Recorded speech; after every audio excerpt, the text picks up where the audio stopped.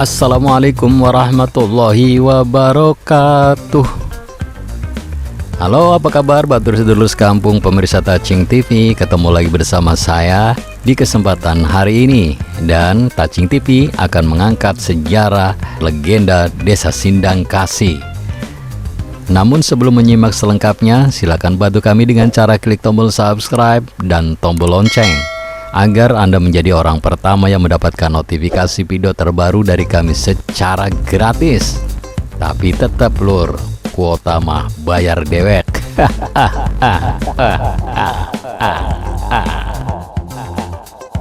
Cekidot.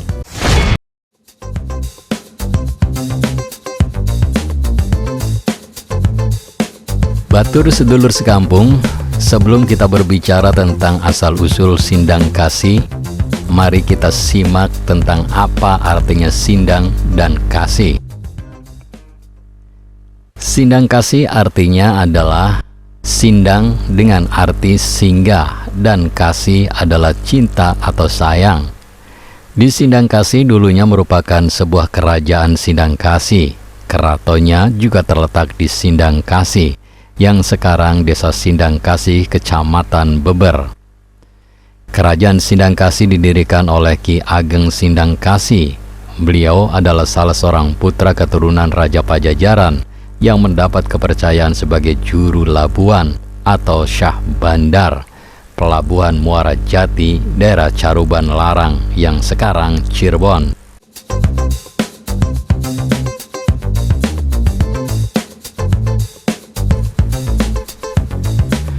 Setelah Ki Ageng Sindang Kasih wafat dan tidak berputra, maka kekuasaan juru labuan di Pelabuhan Muara Jati Caruban Larang diserahkan dan digantikan oleh adiknya, yaitu Ki Ageng Tapa, dengan gelar Ki Ageng Jumajan Jati Caruban Larang atau Cirebon Pesisir. Sedangkan yang memimpin dan berkuasa di Caruban Girang dipercayakan kepada Ki Ageng Kesmaya, putra Mangkubumi Suradipati, yang bertindak mewakili kakaknya Prabu Maharaja Lingga Buana Wisesa yang telah gugur bersama putrinya yang bernama Dia Citra Resmi atau Dia Pitaloka di Bubat Majapahit. Kemudian yang menjadi raja di Keraton Sindang Kasih digantikan oleh keponakannya Ki Ageng Sindang Kasih, yaitu Raden Pamanah Rasa atau lebih dikenal dengan nama Raden Pamanah Rasa, putra Rahyang Dewa Niskala. Raden Pamanah Rasa beristri Nyi Subang Larang atau dikenal juga dengan nama Nyi Ambet Kasih, putri pamannya sendiri Ki Ageng Tapa, juru labuan Jumajan Jati Caruban Larang, dari istrinya yang bernama Nyimas Ratna Keranjang, putri Ki Ageng Kesmaya. Di sebelah selatan Desa Sindang Kasih ada bukit yang tinggi yang bernama Bukit Padaleman. Kalau diartikan dalam bahasa daerah Sunda, Padaleman sama dengan tempat orang-orang terhormat, berarti pula keraton atau hanya merupakan sebuah tempat peristirahatan atau petilasan raja. Raden Pamanah Rasa beserta permaisurinya Nyimas Subang Larang Tapa atau Nyi Ambet Kasih. Di sekitar Bukit Padaleman, Raja Raden Pamanah Rasa menancapkan keris pusakanya ke dalam tanah. Maka keluarlah air yang mengalir terus-menerus dan tidak pernah kering sepanjang tahun. Sumber air itu dinamakan Sumur Ciwasiat. Aliran air Ciwasiat sangat dirasakan manfaatnya oleh masyarakat melalui Sungai Solokan Dalam. Guna pengairan pertanian, juga digunakan untuk air minum masyarakat. Desa Sindang Kasih disebut PAM Desa.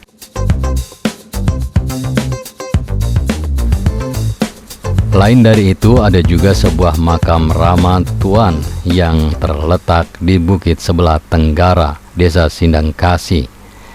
Kuburan ini merupakan petilasan Ki Ageng Sindang Kasih. Selanjutnya, Raja Raden Pamanah Rasa mendapat panggilan dari uanya yang bernama Anggal Larang dari Pakuan Pajajaran. Setelah panggilan itu dipenuhi, kemudian Raden Pamanah Rasa dinobatkan menjadi Raja Pakuan Pajajaran dengan gelar Prabu Maharaja Dewata Wisesa dan berkedudukan di Keraton Sri Bima Punta Nayarana. Nyimas Subang Larang atau Nyimas Ambedkasi dibawa dan menjadi permaisuri di Pakuan Pajajaran. Salah seorang adik Ki Ageng Sindangkasi ada yang bermukim di Lemah Putih atau Lui Munding yang bernama Nyimas Rara Rudra. Kemudian Nyimas Rara Rudra menikah dengan Tan Pawang atau Dampu Awang, seorang saudagar kaya dari Cempa.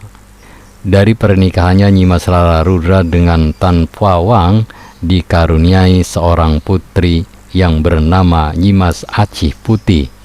Setelah dewasa, Nyimas Acih Putih menikah dengan Prabu Raden Pamanah Rasa, Sri Baduga Maharaja dari Pakuan Pajajaran, dan memperoleh seorang anak putri yang bernama Nyimas Rara Bedaya.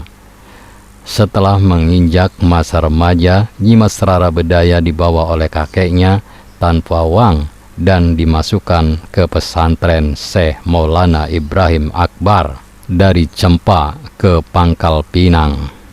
Ulama besar ini adalah ayah Raden Rahmat, kemudian namanya terkenal sebagai Sunan Ampel. Setelah Raden Pamanah Rasa dinobatkan menjadi raja di Pakuan Pajajaran, maka kerajaan Sindangkasih tidak ada yang memimpin sampai masuknya agama Islam. Suatu ketika salah seorang keturunan Ki Ageng Tapa Juru Labuan Jumajan Jati Caruban Larang yang bernama Pangeran Surya Negara mendapat kepercayaan untuk memimpin di kerajaan Sindangkasih. Setelah wafat, beliau dimakamkan di kuburan Wanacala dan kuburannya terawat dengan baik oleh seorang juru kunci yang diambil dari orang-orang yang mempunyai garis keturunan dengan beliau, yaitu dari desa Mertasinga, Kecamatan Cirebon Utara. Untuk melestarikan adanya ikatan batin, maka warga desa Sindangkasih setiap tahun menyisihkan hasil panennya untuk diserahkan kepada juru kunci pasarean Pangeran Surya Negara di Wanacala. Di desa Sindangkasih juga dijumpai adanya beberapa kuburan, di antaranya kuburan Adipati Kincir, kuburan Santa Balida, kuburan Pernawindu. Menurut cerita bahwa Adipati Kincir dan Santa Balida adalah para prajurit dari kerajaan Kuningan. Di saat terjadi peperangan, beliau melarikan diri bersama seekor kudanya, dan kudanya bernama Pernawindu.